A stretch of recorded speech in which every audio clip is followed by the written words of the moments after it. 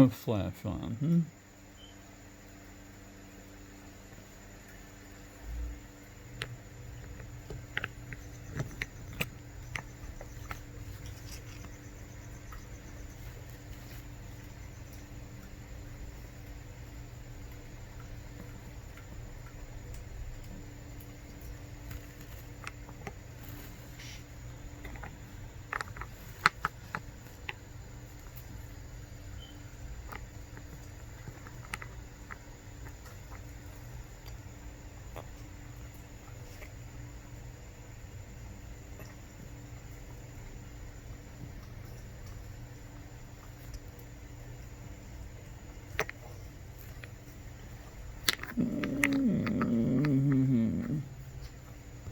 Hey. Come on.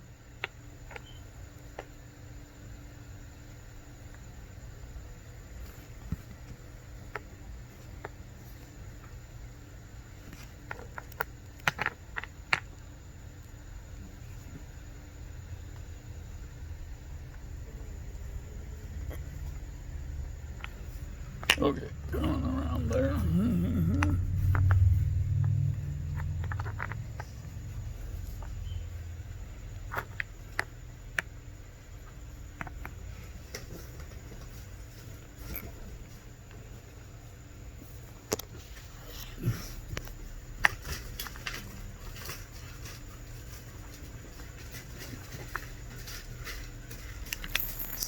Ugh. Well, you can see why they call it fire agate, but you can't really. You can't see it until you get inside the stone. Pretty cool stones. And it's not quartz. It's too hard for quartz. It is 10 on the Mohs scale of hardness. So I've been thinking, whoops. Yeah, I've been thinking about how these got this way. I have carried literally tons of this stuff out of the desert, down mountains and up rivers, and man, I mean, and backpacks full of them, like, just, yeah, and I wonder why I have a bad back. Um, and I've looked at them and looked at them and looked at them and looked at them and tried to figure them out. But you know, all that time I assumed that they were 7 on the Mohs scale of hardness because every book in the entire world says this is quartz. And quartz is 7 on the Mohs scale of hardness. Doesn't matter whether it's this is was called cryptocrystalline quartz. Okay, one of the things about quartz is it melts at about 1250 Celsius, um, considerably below the melting point of platinum. And glass is, I guess, silicon dioxide. I don't know, man. I don't know where they get it from because I can't find any. And I'm not like sitting in my bed and saying, "Oh man, I can't find any." I look by buying things on the internet, and of course I've been collecting rocks pretty seriously for 35 years. I'm coming up on my 36th wedding anniversary, and when I met my wife, we moved from the Bay Area to New Mexico, and I started looking for opal, working, doing other things, and looking for opal. And I found it, I found it, but I couldn't find anybody that knew how to tell the difference between this stuff, chalcedony, and opal. And the reason that they couldn't do that is because they're basically the same thing. Um, and what happens is these are found in fault lines, and in fault lines, the KT extinction event laid down hundreds of meters of volcanic ash. And that's what this stuff is. Okay? This stuff was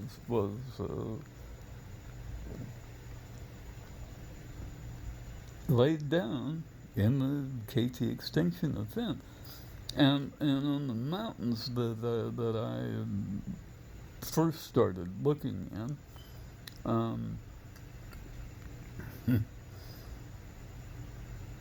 it's it's a blue opal, and it forms in fault lines. Okay? Well, it always forms in fault lines. And then I was cutting opals for a Lightning Ridge miner, black opal for a Lightning Ridge miner for a few years, 5 or 6 years, I guess, 5 years, something like that. And so I started saving the clay, the kaolinite clay, is what they call it. And I used that to make opal in my laboratory. That was about 30 years ago. And once I figured out how it's made, hang on, let's get rid of that hair. I don't like hairs on my rocks. Okay, let's continue looking, because this thing is really beautiful. Look at the colors in that, man. Ooh, doodly doodly.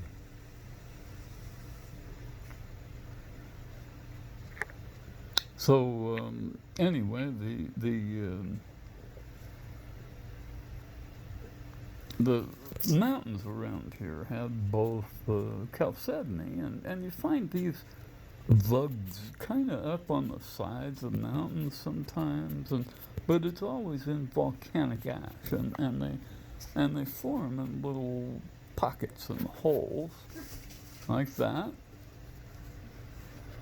And you can find them, sometimes they just cover the inside, and sometimes the bottom, and sometimes they fill the whole thing.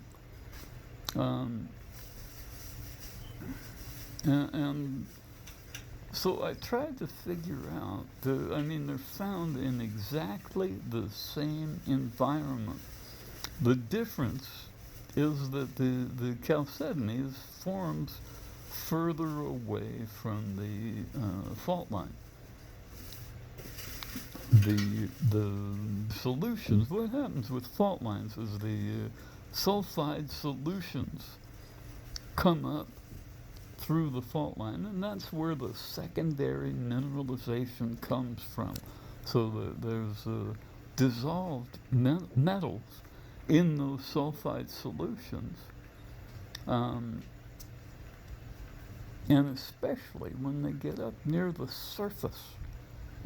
Okay, because on the surface there's rainwater, and in high lightning areas like where I live, that's where we get to, it's a natural source for hydrogen peroxide, H2O2. It's not water and an extra oxygen, right? H2O is water. And the two hydrogens sit on the top of the atom, and they look kind of like Mickey Mouse ears. They sit about 120 degrees apart or something. Um, and the H2O2 is two hydroxyl ions.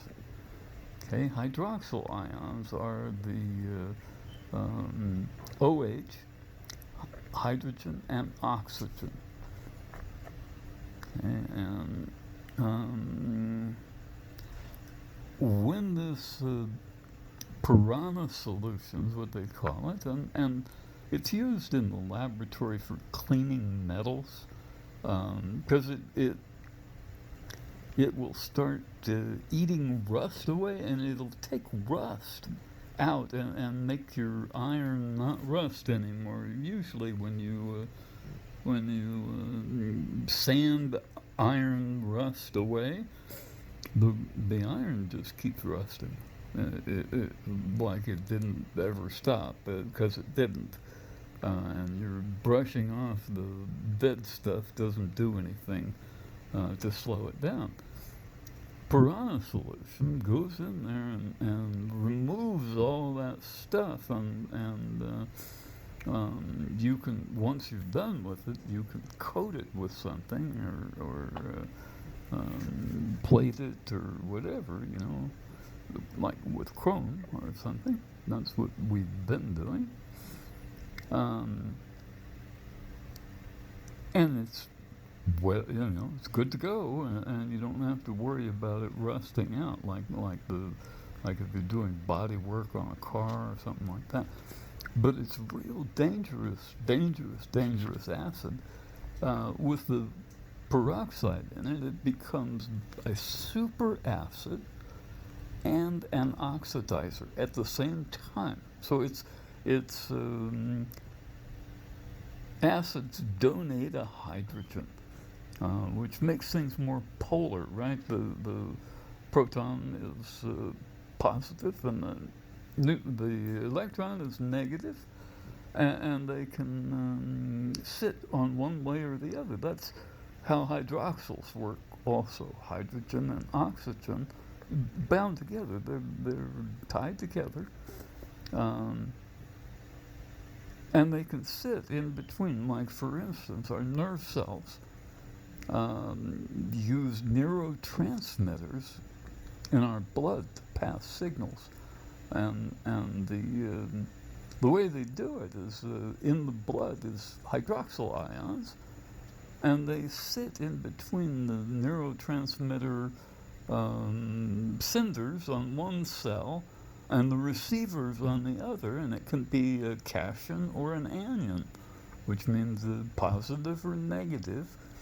And a hydroxyl ion can be either, right? It can be OH or HO.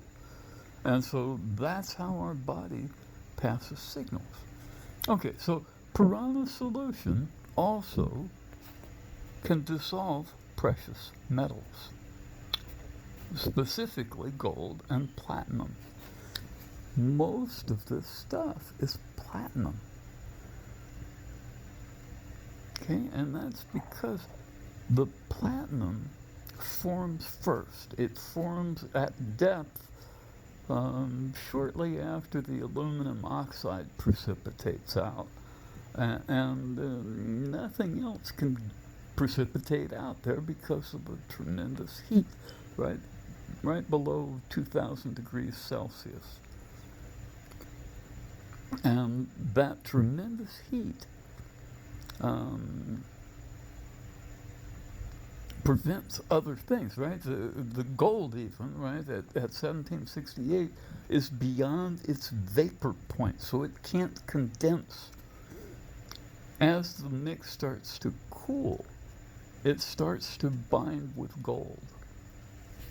Gold, when it gets below the vapor point, starts binding with platinum with double covalent bonds.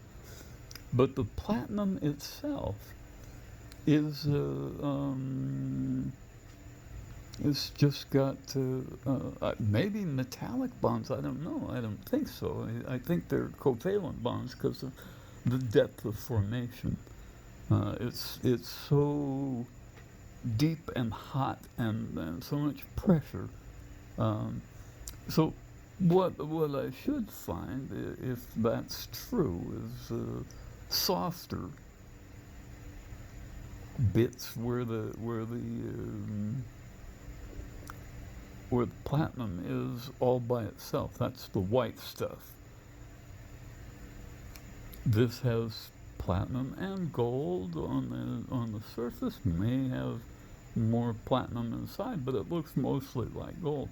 What I'm looking for is the really white stuff like that. Like this up here. Look at that. And it's associated with this platinum. And what happened is in the fault line, in subsequent volcanic activities, and the KT extinction event had thousands of years of volcanic activity all around the world, and it literally covered the entire planet with volcanic ash. Deep, not just a couple of centimeters, just like really deep. And when I started finding this, I went, whoa, that is like hundreds of meters deep. The information I got said it was a few centimeters. It's not.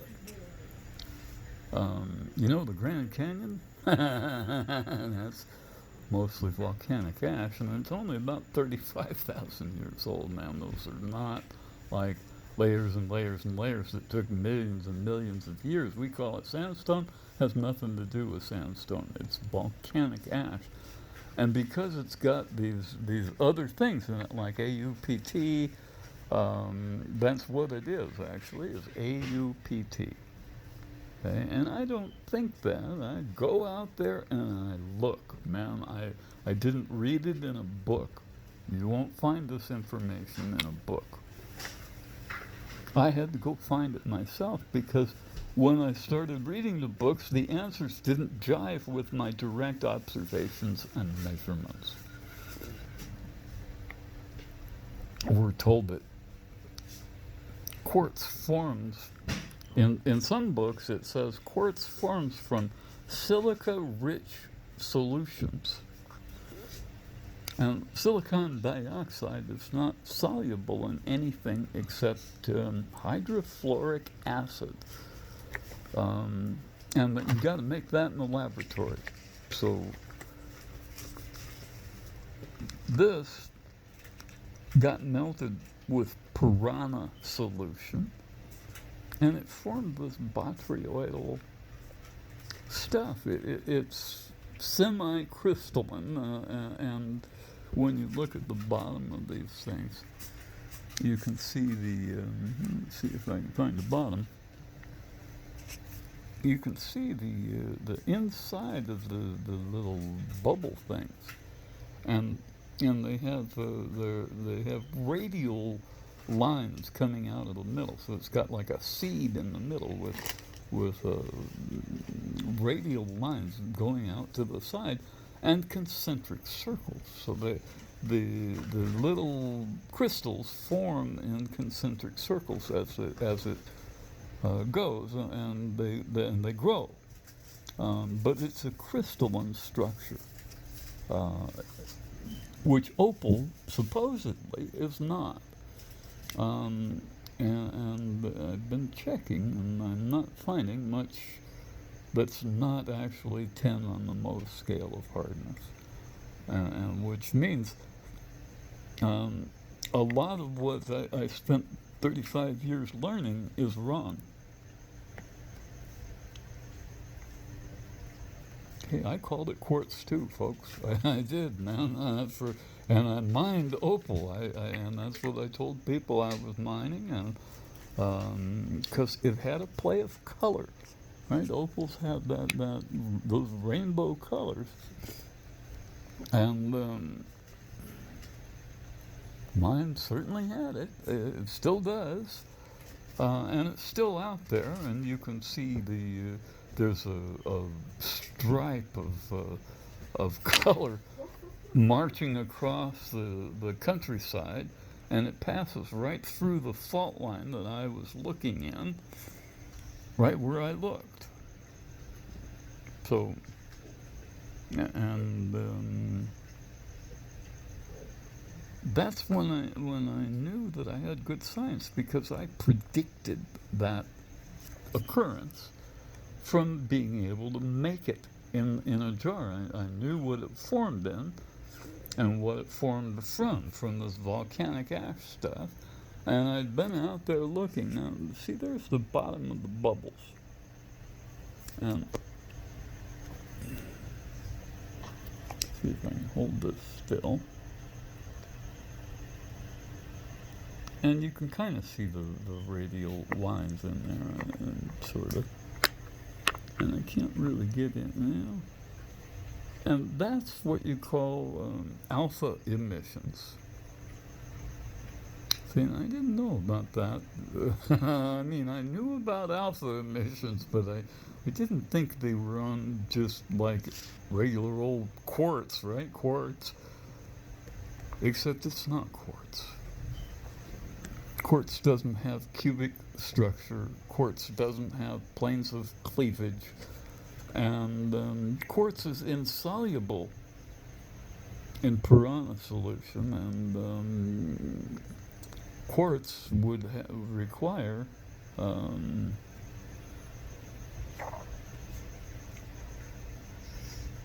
fluoric acid, hydrofluoric acid. It is one of the foulest acids there is, and it's made from fluorine, the stuff they want you to brush your teeth with. Well, not a good idea. Specifically because our body also has, look at that thing. Yeah, look at that. Wait a second, where'd it go? Come on back. Mm-hmm.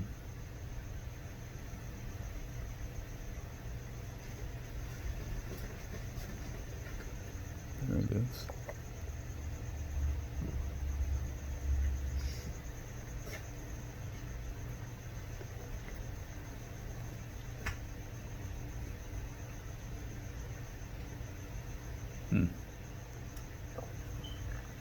Well, I will find it. Anyway, so what's going on here is we've got melted platinum. And some melted AUPT, and that's where the goldy and red colors, they call it iron oxide. All the people I've talked to claim that it's a layer of iron oxide. Obviously, that's not true. Also, see, you can do a specific gravity test on this, and silica is one of the lightest elements, along with oxygen, but they do actually make a heavy thing, like glass, for instance. So, you've got glass here, and it's clear, sort of. I mean, mine's dirty, but it's clear, and it's it stays put, and it's definitely not 10 on the Mohs scale of hardness, huh?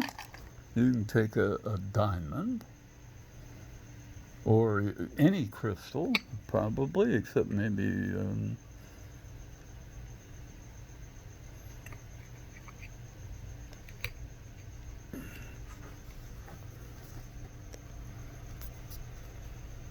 and I just put a scratch in it because it's 5.5 on the Mohs scale of hardness, and supposedly silicon dioxide is 7. It is not 10. It can't be 10 because it only has a single covalent bond. Okay, so now there's some other things with lasers and things like that, but what we're doing is looking at what happens when you melt silicon dioxide. And where this was, that's what happened. Except it wasn't from heat. I thought it was from heat. Um, and this stuff that I'm working on, there probably is stuff from heat. Definitely there's stuff from heat. But this stuff was layer after layer after layer of. See, the layers just keep going. They go all the way across into the matrix looking stuff. Bum bum bum. See that? So they're the same thing. They're the same thing. This didn't melt because it's AUPT. It's bound together with double covalent bonds, and in fact, Piranha solution and nothing else either is going to melt it, dissolve it. It's firmly tied together with double covalent bonds.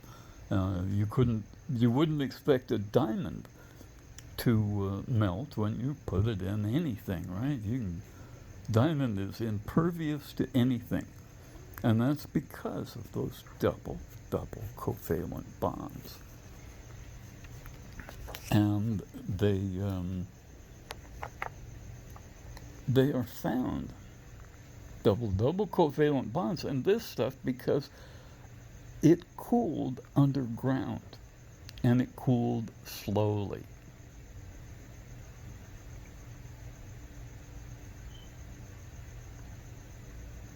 The whiter it is, the more platinum. Darker it is, the more other things. And there are some contaminants in here. Maybe not, huh? I think it's just the difference between the amount of gold locked up with the platinum, and at really high temperatures like that, when the gold is in almost a vapor form, right? When it is in a vapor form, it can pass through the molecular structure of the platinum, and so you find areas where they're shared like that, and that's what we're seeing now. These have been irradiated and deep underground. The reason the molten rock in our planet is molten is because the presence of radioactive isotopes in the semi-molten mantle. That's what keeps our planet alive, right? Because living planets can make an electric field, a magnetic field, electromagnetic field from the core of the planet and the semi-molten mantle and the crust. They all turn at different speeds, and it acts like a generator or a dynamo is what the British called it early on, and they were the ones, the British Royal Society came up with a lot of this kind of stuff. They spent a lot of time and effort measuring these various things, and apparently they didn't measure these because 99.99999% of the platinum and gold on planet Earth are tied up in AUPT. And if you don't know what AUPT is, it's real hard to find, right? Because people have been calling this quartz forever. And it's not quartz.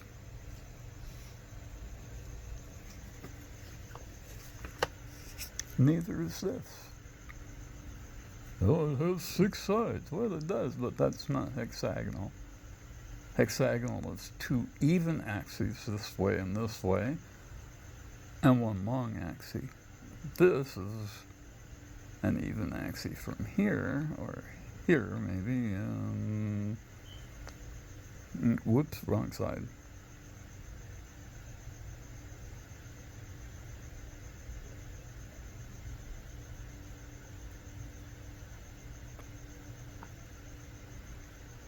There it is. Right in there. And when I find the z-axis, I get rainbows. Okay? And that's because the planes of cleavage form in a cross, like what you're seeing, that cross there. There's four separate places because the z-axis travels through that crystal kind of cattywampus from here over to here where this thing is. And this was the growth phase of the crystal. So it sat in the ground like this. And if you look, this side is kind of convex, and this side is either flat or concave, even. And so what you're looking at there is a